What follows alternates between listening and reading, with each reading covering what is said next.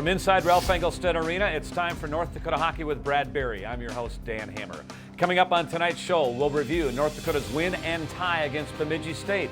We'll sit down and visit with freshman defenseman Hayden Shaw and look ahead to North Dakota's road series this coming weekend at Vermont. UND and Bemidji State skated to a 4-4 overtime tie on Friday night, and then Saturday night here inside the Ralph, UND beat the Beavers 5-2. Coach, good to be back with you again. Considering all the health issues and injury issues you dealt over the weekend, are you pretty happy overall with the win and the tie? Yeah, pretty happy. Obviously, the tie in Bemidji wanted the win there. You know, we had the 2-goal lead going in the third period and resulted in a tie. But nonetheless, the guys battled hard, and we battled at the Ralph on Saturday to get the win. You can never expect that 4 games into the regular season you were faced with those personnel issues that you were facing this past weekend. Yeah, absolutely. You wouldn't think after 3 or 4 games in the beginning of the season that you're decimated with a few injuries, but that says a lot about what we have in our group, our strong culture, and our guys manned up and found a way to get it done. That's right. A 4-4 tie, a 5-2 win against Bemidji State. We'll take a look at the highlights coming up next year on North Dakota Hockey with Brad Berry.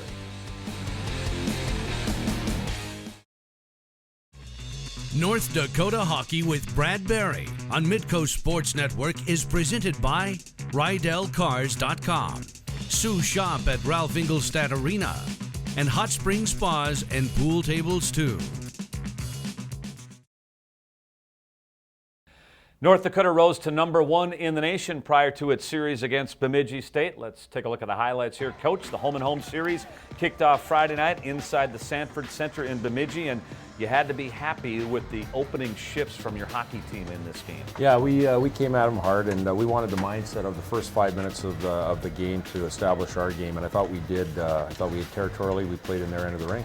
Really made them play a lot of defense here early. Yep, we kept our feet moving. They're a team that likes to shrink and wrap and close on you, so we wanted to make sure we got pucks to the net and also got our feet moving. Well, that good start pays off just 2:09 into the hockey game. You can always talk about guys just throw it on net, throw it on net. Here's the case with Johnny Simons. Yeah, absolutely. A play like this, we just got a puck from the point, and then he just turns around, whips the puck to the net, makes them try to make a save, and unfortunately we get a goal there to get us going in the game. Bad angle, but a tough puck for a goaltender to handle, and he sneaks it behind Michael Bitzer for the 1-0 lead. And again, you had the territorial edge and really dominated the first period here. Yeah, absolutely. Again, it was encouraging after that first goal that we just kept coming at him in waves, and that was important. And we made Bitzer make saves, and when he didn't, the rebounds were out in front for us to handle. Well, you outshot Bemidji State 11-4 in the opening 20 minutes to really get an upper hand in this game.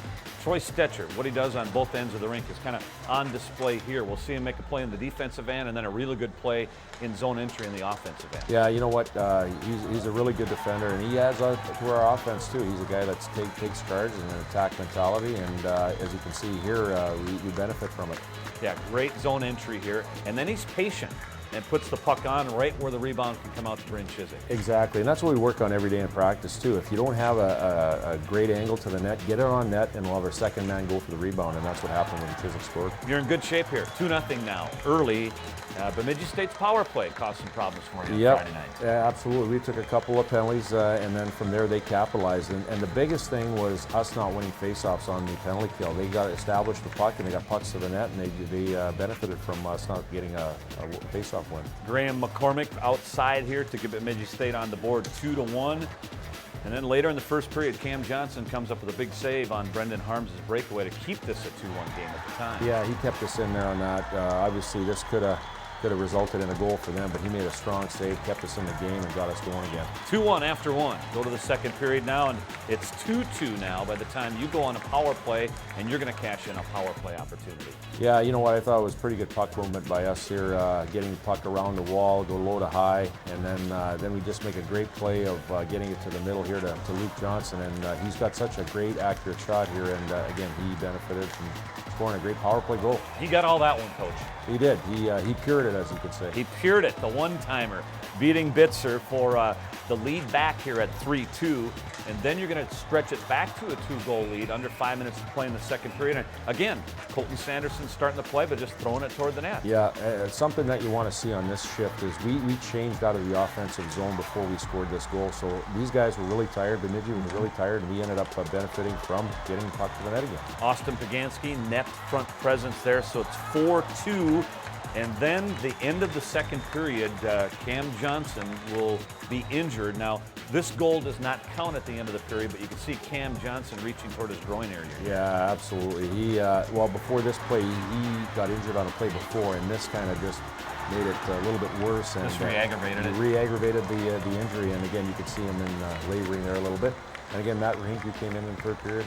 Yeah, even during the review at the end of the period, Matt Herinke was warming up. And in fact, it will be Matt Herinke now the rest of the way. His first regular season minutes in his career.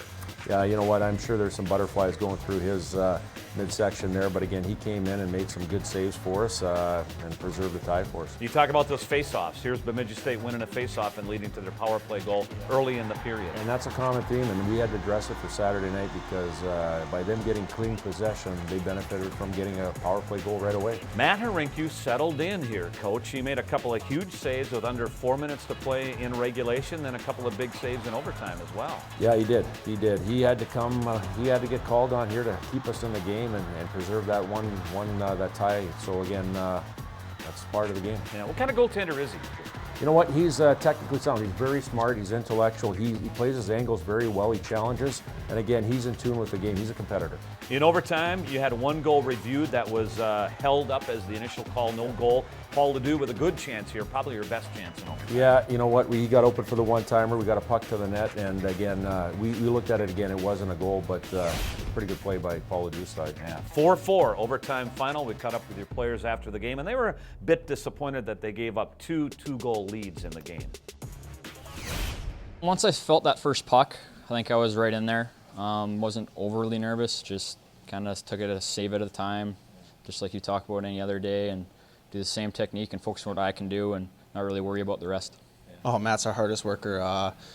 We were so happy for him to get the chance. We had a lot of confidence in him because we knew he'd be ready. He has his body ready for all situations, so we were excited going to the second intermission, and I wish we would have had a better effort for him out there. It's a little disappointing, obviously going into the third up 4-2, but they're a tough team to play against. They battled hard. Coming up next, Coach and I will break down Saturday night's 5-2 win. North Dakota Hockey with Brad Barry on Midco Sports Network is presented by RydellCars.com, Sue Shop at Ralph Ingolstadt Arena, and Hot Spring Spas and Pool Tables too. North Dakota was shorthanded for Saturday night's series finale. Joel Janatuinen out with an injury. Cam Johnson out with an injury. Shane Gersich still down with health issues. Quite a challenge on Saturday night, Coach. Yeah, it was. We had a few guys that were out with injuries and illness and whatever have you. But again, it says a lot about our culture on who came in the lineup and contributed. The regular season home opener building is jammed. Fans were into it, and despite those personnel issues and again a reshuffled lineup, you got off to a really good start in the Schmaltz line. You paired Jordan Schmaltz with Brock Besser and Drake Kajula.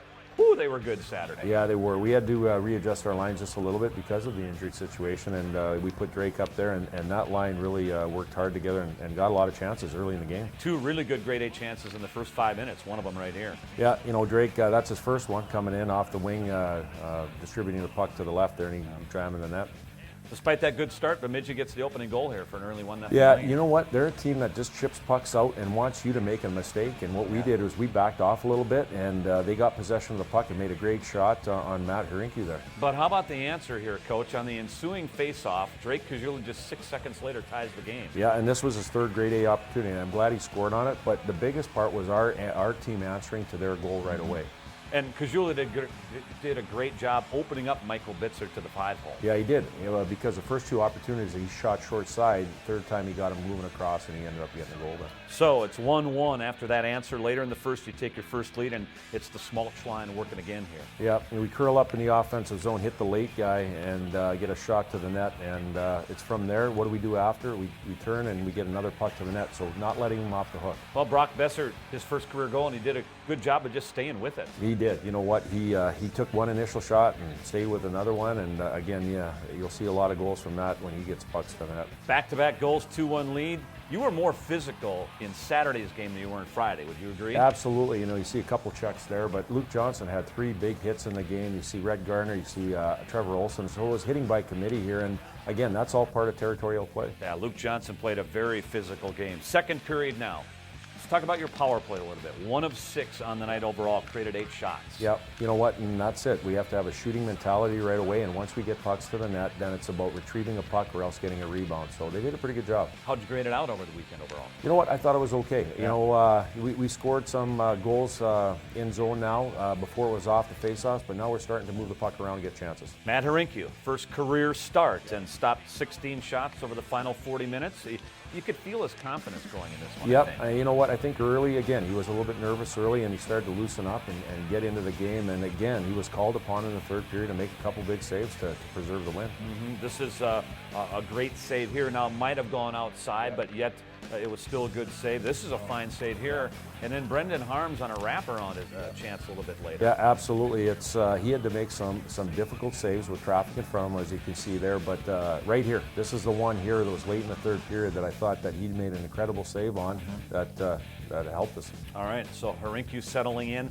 Now, third period, the key stretch of the game here in the final outcome, and you're winning puck battles here for sustained pressure, and it'll lead to Troy Stetcher's goal. Well, again, this is the same kind of goal we scored on in Bemidji. When we change out of the offensive zone, we got a fresh line out. They have a line that's tired, and we just kept plugging away, and you can see right away Stetcher here banging it home. He didn't make a mistake on it. A lot of bodies in front of Michael Bitzer. This goal was reviewed, but good call, goal stands, and you got some momentum going now. Yeah, absolutely. That took the lead right there, and that, you know, we were kind of on our heels at the beginning of the third period. That goal got us going, and you know, we capitalized on a power play shortly after. Here's another look at it. I can't even count the number of bodies that are right in front of the paint there. And then just seconds later, after the Stetcher goal, he's on the receiving end of this contact to the head hit and results in a major penalty. Yeah, and that's the point of emphasis this year, is when you leave your feet and target the head, that's an automatic 5-minute major. Yeah, and you really put the game away then with the power play goal very early in your winning the face-off early, getting a puck to the net, and then from there on, banging it home. So again, it's so important to start with the puck with winning the face-off. Brock Besser sweeps it in, his second of the night, and then just with 1:20 left in the game, you get the hat trick goal for Brock Besser. Drake Kajula played a great night, 3 assists on the game, and this was just a very unselfish play here at the end of the game to set up Besser for his hat trick. Absolutely. Tenacious on the puck, getting him the puck in front of the net, realizing that he has a chance for a hat trick. That's being a team player. First freshman to get a hat trick for UND since TJ Oshie 10 years ago. Your players after the game commenting about the play of Schmaltz, Kajula, and Brock Besser. Obviously, they're 2 great players, high draft picks and all that sort of stuff, and it's a lot of fun playing with them. They're very smart and talented, and we actually kind of joked around about it preseason, like maybe we can all be on a line together, and you know, luckily today we got put together, and we had to make the best of it, and I think we did a good job doing that. Past few games here, we've been struggling to find the back of the net, but once we got it, the floodgates open, and I think we'll be successful now. Any particular stretches of the game that you recall that you know you felt your confidence growing personally? Yeah, I'm going to say after the second period, kind of just made a couple tough saves that didn't look that tough, but didn't really see them all the way, and just kind of found the puck. And from there, I started getting a little more confidence, a little more broad-shouldered, and just tried to build on that. Coach, we asked a couple of your players after the game, considering all the personnel issues, if that was a character win Saturday night. How did you see it? Absolute character win. I think it was a great building block, or a great way to start our season, as far as having other players normally don't play those roles, and they come into play, and they were key factors in our win. The Schmaltz line, was that loaded up for that night in particular because you were shorthanded? How do you see that moving forward? Well, Joel Janatuno was out of the lineup for Saturday, so we had to readjust something there, and again, we wanted to have a good, strong player on that line, and we put Drake there. Yeah, and it worked out well. Coming up next, we'll visit with freshman defenseman Hayden Shaw. North Dakota Hockey with Brad Barry on Midco Sports Network is presented by RydellCars.com, Sue Shop at Ralph Ingolstadt Arena, and Hot Spring Spas and Pool Tables too. Welcome back. Nick Schmaltz has blossomed here in the early portion of his sophomore season. He's been a big-time playmaker through the first 4 games of the season. He's very motivated. He wants to do all, and just like anyone else here. And he's a little more mature. He's had a year under his belt, and you can just see the way his game is right now. He's just taking off, and it's a lot of fun playing with him and watching him. It was a big off season for me. I thought I put on a little weight and a little stronger out there, and obviously coming back, having a year experience and just knowing how to play. He's the smartest player on our team. He's a really good passer. He sees the ice really well. So just with that, he can find me in open areas, find catch. I don't know, I just think he's a big asset on our line. I think having a little bigger role this year, playing more minutes, and I think when you play a lot and get on the ice a lot, I think you get more of a rhythm, so I think we're doing just that. He was really calm with the puck. He never gets scared or kind of just throws it. He always handles it. Slows down the game in a way, and that really helps out. I'm more of a lead by example kind of guy. I don't really say much in the locker room, but kind of just try to work my hardest and play the best I can and try to have the rest follow. Coach, in your eyes, why is Nick Schmaltz a marked better player this year? Well, I think there's a couple of reasons. First of all, is strength and stamina. He put a lot of work in the summer as far as getting his body stronger, and you can see that. He's holding off guys with the puck. He's getting pucks to the net. Yeah. The other thing is his play away from the puck. He's tracking pucks. When he doesn't have it, he wants it back right away. It's that mentality. He mentioned his strength to me following Saturday night as a big reason why he's off to a good start. Yeah, he fends off guys a lot, and you can tell in his game. Yeah, he's dynamic. His 3 points on the season are misleading. He's been outstanding. Yeah, he's contributed a lot offensively. Coming up next, we'll preview North Dakota's road series at Vermont.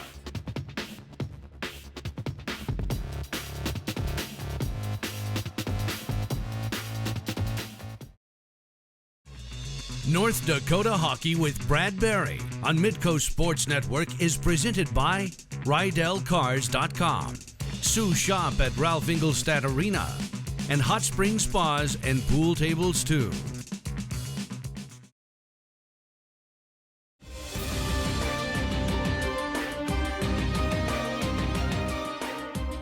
It's time for another conversation of one of the members of the incoming freshman class. We're visiting with defenseman Hayden Shaw, a native of Woodbury, Minnesota. Hayden, welcome. Thank you. From Woodbury to the USHL, that's been your path here to UND. How have you seen your personal development the last couple of years in the USHL?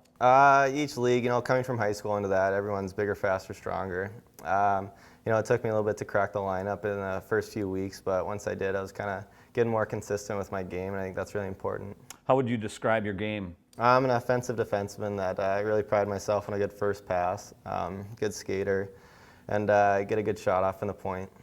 It's kind of a family affair now. I mean, long after you had originally committed to the University of North Dakota, your dad was named assistant coach here, so the whole crew will be here soon, right? Yeah, no, it's exciting.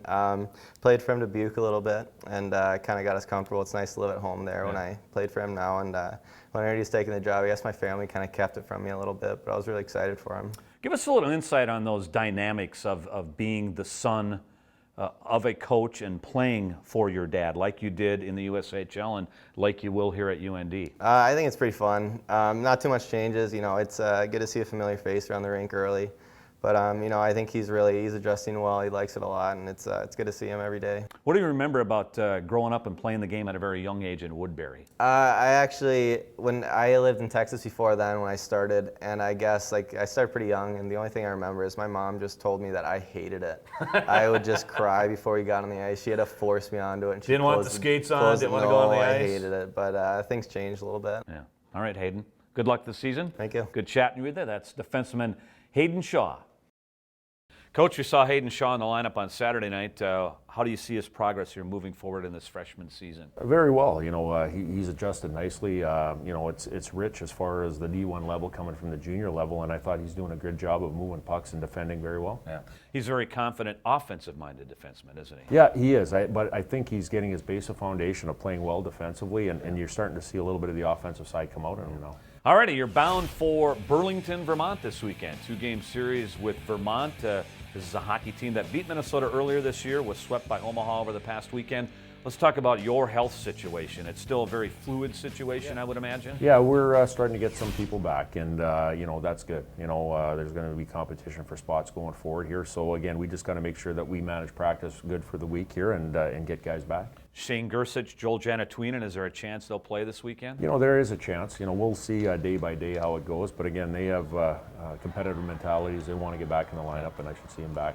And it's likely we'll see Matt Hrinke because Cam Johnson's situation is not just a one-game situation. No, correct? he'll be in the lineup this weekend, and we expect him to play. And we're looking for good things from him. All right, Vermont. What are you seeing out of the Catamounts? Well, I'm going to see an angry team coming in and playing against. They got swept at home against Omaha here, so they're going to be a little bit angry, and we got to make sure we match that and have a competitive battle level that we had against Bemidji. What are your points of emphasis as you prep this week for Vermont? I just think attack mentality. We still have to play strong defensively away from the puck, but I think whenever we have the puck, we have to be in that attack mode that we have shown over the last couple of weeks and not deviate from it. Very good, Coach. Good to be with you. We'll be in Burlington, Vermont this weekend, and we'll recap the series here next week on the show. Great to hear. We're glad you're along tonight, and we hope to see you next week here on another edition of North Dakota Hockey with Brad Berry.